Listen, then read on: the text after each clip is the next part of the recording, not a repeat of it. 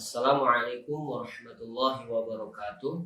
Perkenalkan, nama saya Faisal Amri Al-Azhari, STHI MAG dengan NIDN 0128129201.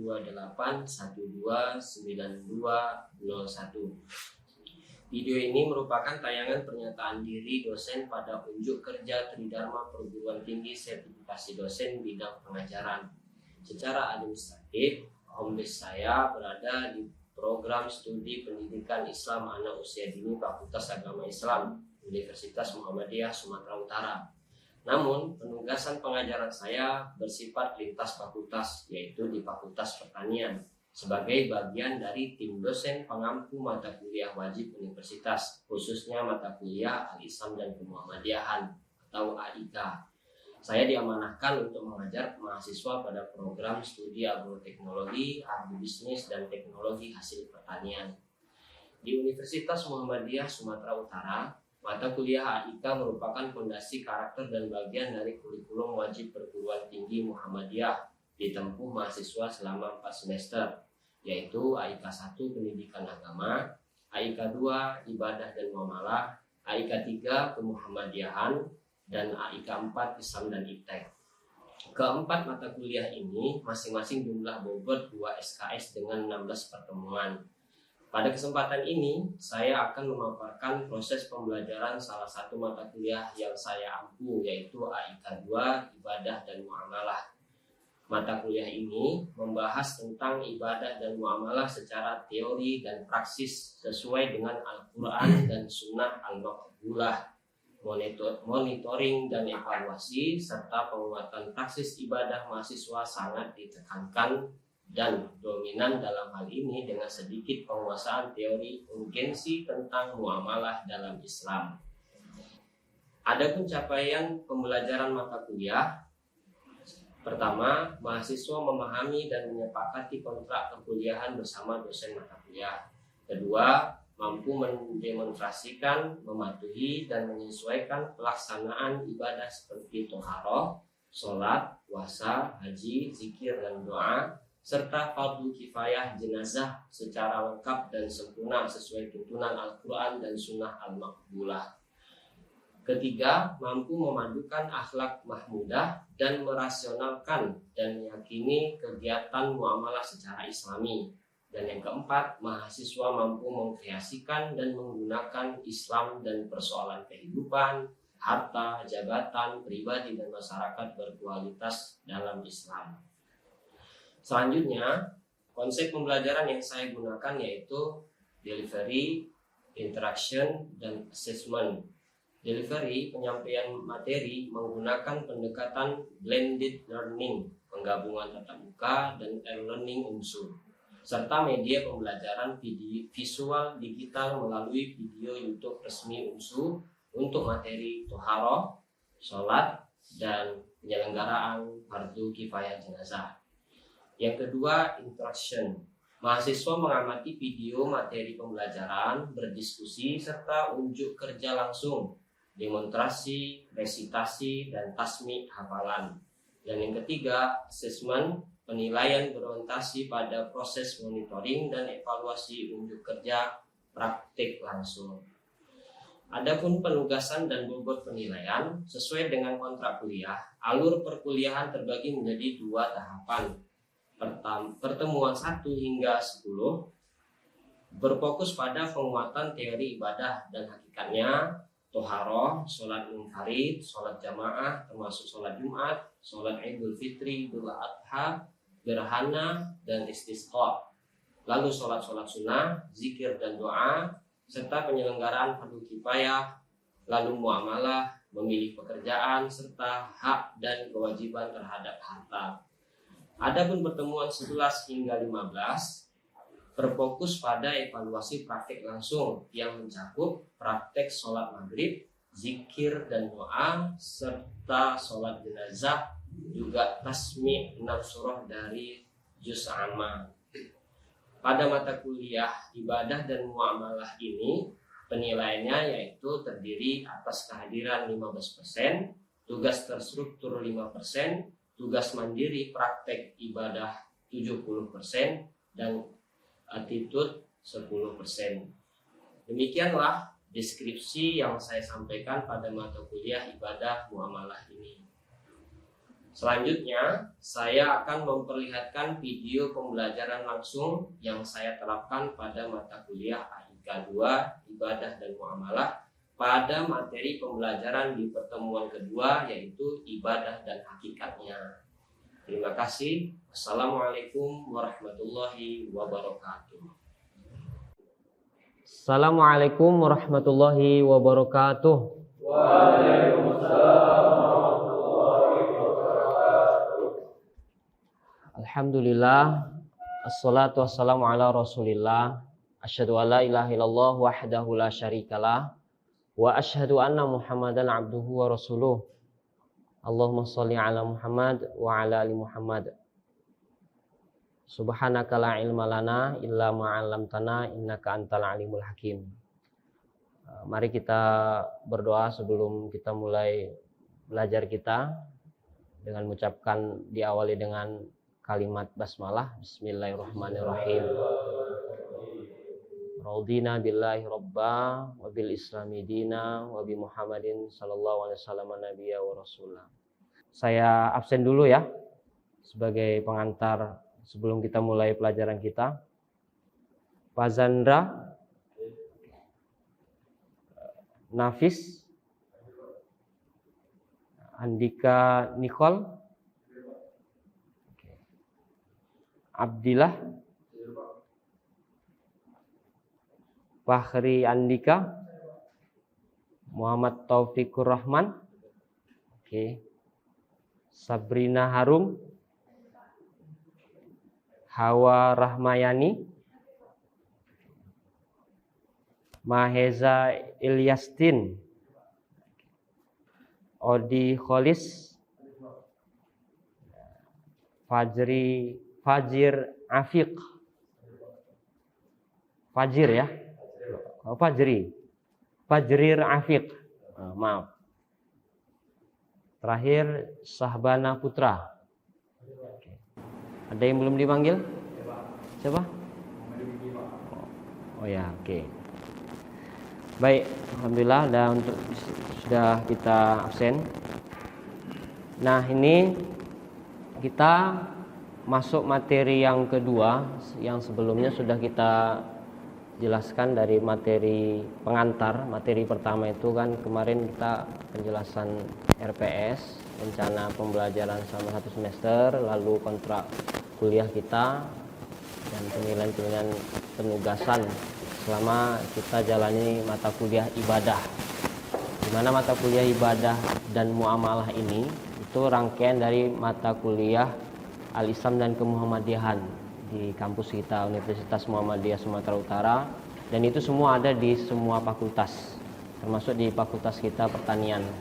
Nah, di sini mata kuliah ibadah ini sambungan sebenarnya dari mata kuliah agama, pendidikan agama di semester 1, di semester 2 mata kuliah ibadah dan muamalah. Nanti ada semester 3 mata kuliah Kemuhammadiyahan, dan semester 4 mata kuliah Islam dan Iptek. Nah, di pertemuan kedua ini kita akan bahas ta'rif dan hakikat ibadah. Selanjutnya yang akan nanti kita jelaskan terkait makna ibadah itu, lalu fungsi ibadah, lalu hikmahnya, dan orientasi seluruh rangkaian ibadah yang Allah syariatkan kepada umat Islam. Nah, kalau kita lihat ini di materi yang di depan sudah kita bentangkan, ta'rif dan hakikat ibadah. Secara bahasa, ibadah itu pengabdian, lalu merendahkan diri dan tunduk dengan sungguh-sungguh. Nah, di sini juga akan kita paham ternyata kata ibadah itu sudah menjadi serapan bahasa Indonesia ya, dan itu aslinya dari bahasa Arab. Nah, bisa dilihat di sini ya, ibadah, ibadah ini dari bahasa Arab ya, masuk dalam bahasa Indonesia diserap jadi kata ibadah. Artinya sebagai umat Islam sudah mewakili bahasa kita di Indonesia akan pengabdian kepada Tuhan.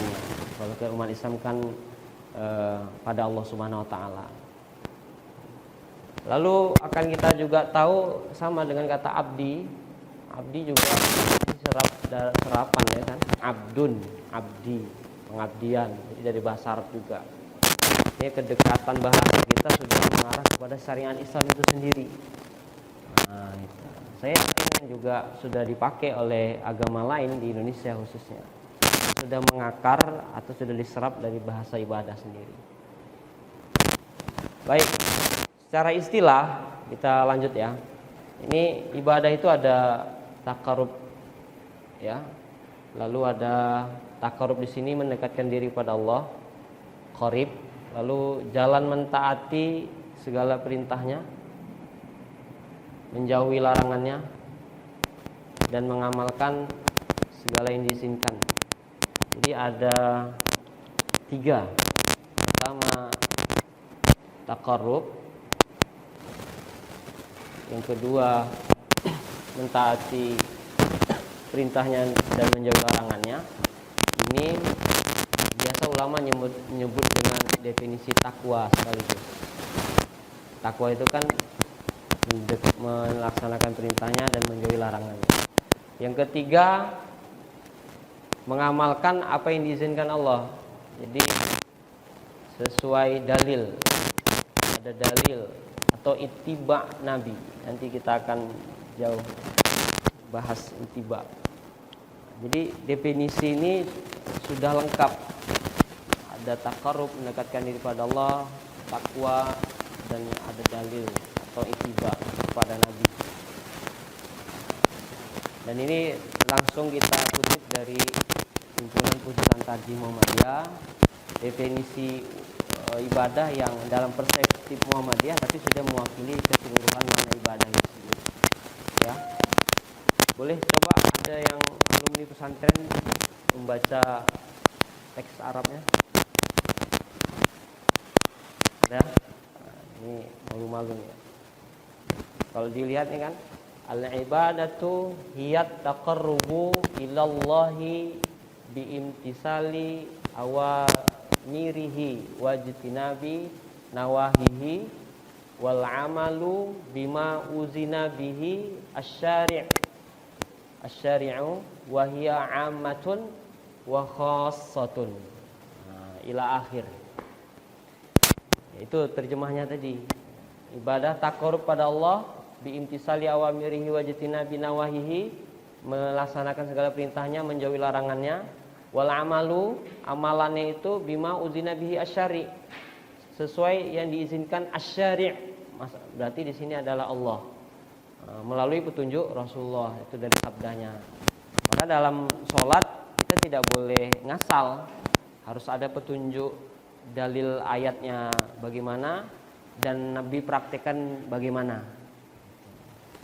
Itu kekhasan dalam syariat Islam.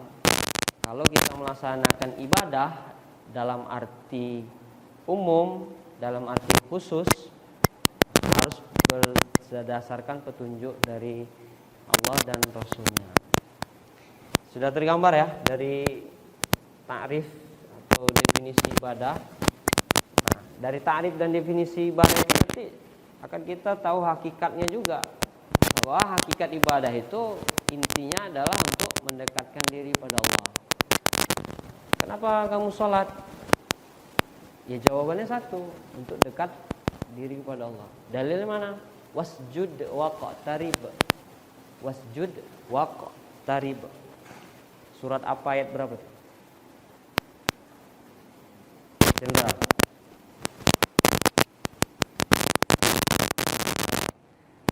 Coba ingat, hafal. Wasjud waqtarib. Surah Al-Alaq, ayat terakhir. Ayat terakhir berarti ayat 19. Wasjud, sujudlah. Ya, puncak ibadah dalam Islam sujud. Ya kan?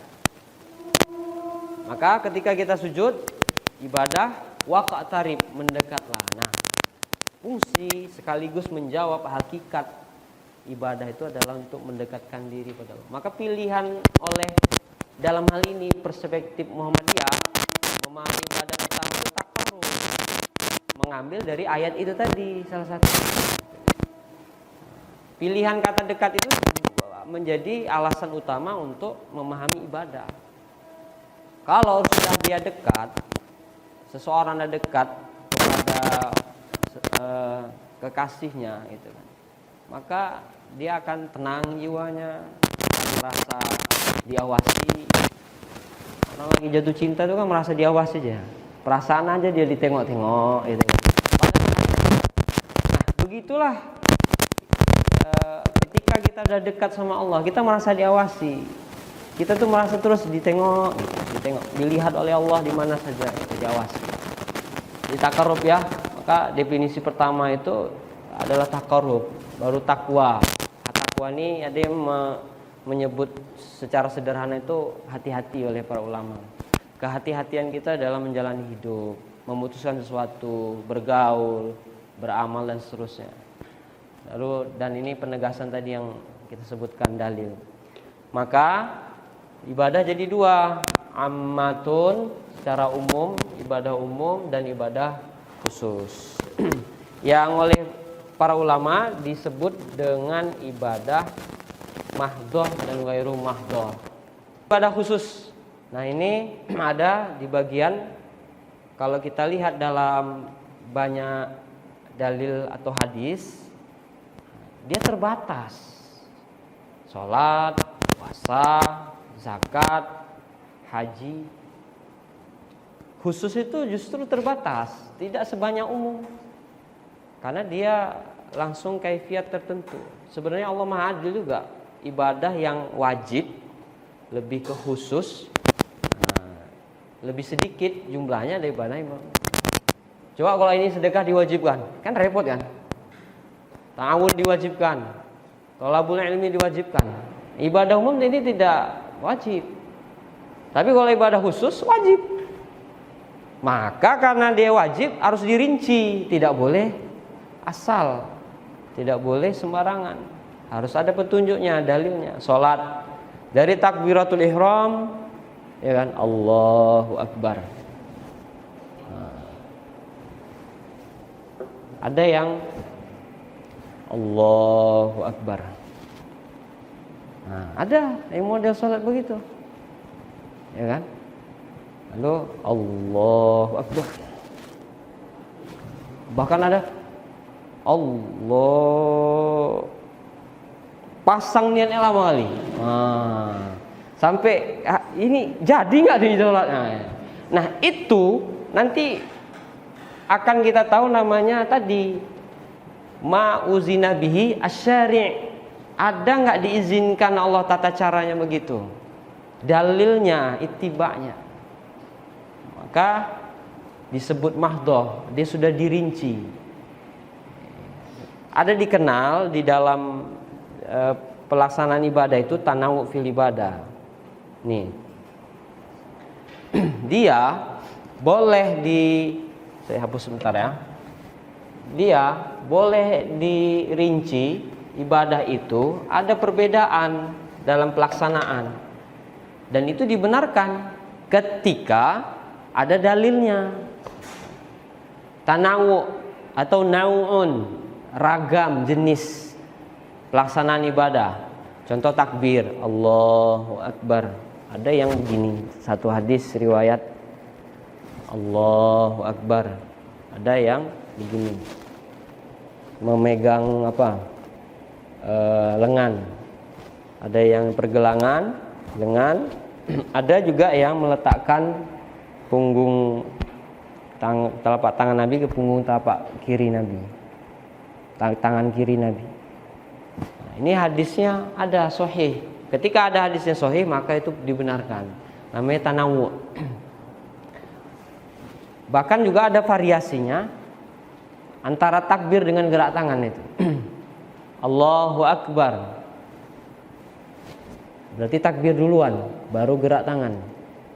ada berbarengan, Allahu Akbar, antara gerak tangan dengan takbir. Ada juga tangan dulu, Allahu Akbar, ketiganya ada dalilnya. Mengangkatnya juga ada hampir menyentuh daun telinga, ada yang sejajar dengan dada. Yang enggak ada Allahu Akbar. Nah, itu tidak ada. Contoh itu kan. Atau ada yang model gini, Allahu Akbar. Jadi tortor nanti ya kan. Nah, ini yang enggak. Nah, ini yang dimaksud tadi. Ibadat ittiba, ya. Ragam prioritas ibadah asalkan dia ada ittibanya, dalilnya. Paham ya di sini? Paham. Nah, ini kita lihat selanjutnya ada makna dalam ibadah itu. Kalau secara umumnya ini dalilnya. Wa ma khalaqtul jinna wal insa illa liya'budun. Dan di sini kata liya'budun bermakna ibadah. Ini untuk mengikat jin dan manusia. Berdasarkan dalil ini saja ibadah umum dan ibadah khusus tadi sudah masuk. Jadi semua aktivitas manusia kalau dia sudah diniatkan untuk mendekatkan diri pada Allah, untuk dia mengambil manfaat darinya. Ayat yang lain ini banyak di surah Al-Furqan ayat 63 sampai 77. Wa ibadur rahmanil ladzina yamshuna 'alal ard. Terus tidak dibatasi salat. Kamu tidak syirik, dah ibadah itu. Kamu tidak membunuh, dah ibadah. Tidak berzina, ibadah. Tidak pacaran, ibadah. Ya, jadi mahasiswa pertanian itu soleh dan soleha dia. Ya, orang yang ibadah dia. Nah, kita lihat dari hadis. Secara umum hadisnya ada yang mau membaca? Atau sudah hafal? Ya, silahkan Taufik.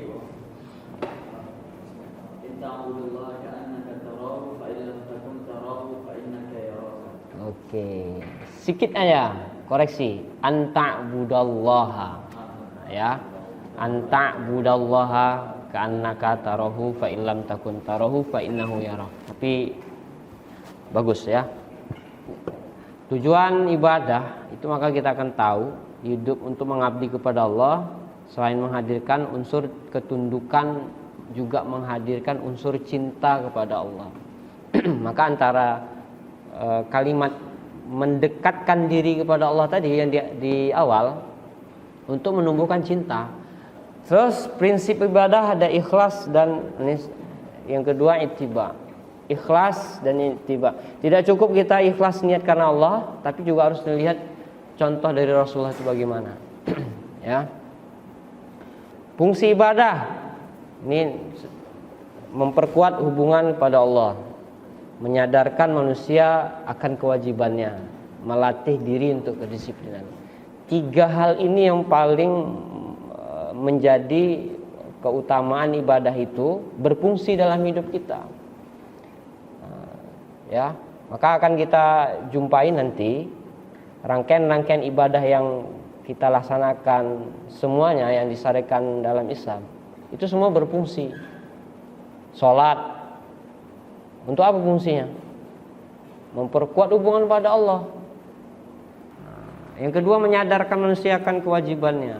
Jadi ibadah ini lakukannya itu manusia itu sadar. Balik ke ayat tadi, wa ma khalaqtul jinna wal insa illa liya'budun. Yang ketiga melatih diri untuk disiplin. Dan semua rangkaian ibadah yang kita lakukan itu untuk disiplin kita dalam kehidupan sehari-hari. Salat tepat waktu, 5 waktu. Di zakat kita akan dilatih untuk membersihkan diri, bahkan kepekaan kita kepada sosial itu. Jadi spiritual ibadah dalam Islam tidak hanya sekedar rutinitas atau formalitas, tapi bisa membekas kepada sosial. Dan terakhir ini ada hikmah ibadah dengan beribadah secara benar dan istiqomah, maka manusia akan senantiasa terjaga dari hal-hal negatif serta terjamin kehidupannya dunia dan akhirat. Jadi fungsi ibadah untuk dunia dan akhirat. Ya. Baik, mahasiswa sekalian, untuk ke depan materi selanjutnya itu nanti akan kita bahas secara detail bagaimana orientasi ibadah yang akan kita rangkum. Setiap di situ ada penjelasan rinci, pertemuan ketiga dan seterusnya. Nanti pertemuan ketiga ada toharoh, lalu ada sholat, puasa, zakat, haji, orientasinya di situ. Nah, disitulah kita akan tahu perlu referensi. Nah, jadi ini kita bawa bahwa ada referensi yang harus kita baca mengenai ibadah-ibadah yang sudah digambarkan, tapi kita lebih berinci kepada ibadah mahdhah. Sholat itu nanti ada di sini langsung ibadah. Kalau dalam perspektif Muhammadiyah ini kita bisa rujuk, atau langsung ke Bidayatul Mujtahid yang ringan. Ini ada Bulughul Maram yang dari pesantren itu biasa pernah baca. Itu kitab fikih, kitab hadis tapi isinya fikih ya. Ya intinya memang kitab fikih yang disusun dari dalil-dalil hadis Nabi. Sederhana lah dia, tidak panjang. Nah, dan di situ akan kita tahu tuh ini dalil-dalilnya. Bagaimana sholat, puasa, zakat, haji. Silakan, sampai di sini ada pertanyaan sebelum kita akhiri perkuliahan kita. Ya. Kan aktivitas yang niat karena Allah itu mendapatkan nilai ibadah. Ya. Apakah aktivitas yang seperti meningkatkan dopamin seperti main gitar atau pedaling ataupun bahkan main game itu mendapatkan nilai ibadah atau tidak? Oke. Menarik ini. Jadi dihubungkan antara kerja otak ya di tubuh manusia, dopamin. Secara tidak langsung Allah memang mendesain tubuh manusia ini ada mengeluarkan reaksi kimia dari otaknya itu dopamin, serotonin, oksitosin dan turunannya itulah untuk membuat zat bahagia.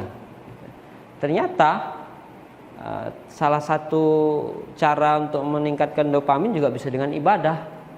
Sholat juga mengeluarkan dopamin, oksitosin, serotonin yang tidak ada efek samping bahkan. Yang lain? Ya, silakan. Bagaimana kita dapat memaknai hakikat ibadah di tengah tuntutan kehidupan akademik dan perkembangan zaman sekarang? Mana ibadah? Jadi apapun yang dilakukan manusia secara umum, kalau dia niatnya karena Allah, dia beribadah. Jadi gitu ya. Jadi kita tidak batasi ibadah dalam arti sempit, ibadah mahdhah, apalagi orang hanya membayangkan ibadah itu masjid, sholat, ngaji, baca Quran, sholawatan atau zikir, majelis zikir. Tidak begitu. Ibadah itu luas. Seluas makna wa ma khalaqtul jinna wal insa illa liya'budun. Apapun yang dilakukan manusia itu bisa bernilai ibadah. Semoga bermanfaat dan menjadi pemahaman yang paling mendasar untuk kita pahami materi-materi selanjutnya, karena ini yang paling dasar, antara ikhlas, antara dalil, antara bagaimana mengutip dalil, merinci itu semua untuk kita pahami ibadah-ibadah yang akan kita jelaskan materi selanjutnya seperti toharoh, sholat, zakat dan seterusnya. Demikian kita akhiri pertemuan kita dengan mengucapkan alhamdulillahirabbil alamin. Kita baca doa kafaratul majelis. Subhanakallahumma wa bihamdika asyhadu an la ilaha illa anta astaghfiruka wa atubu ilaik. Assalamualaikum warahmatullahi wabarakatuh. Waalaikumsalam.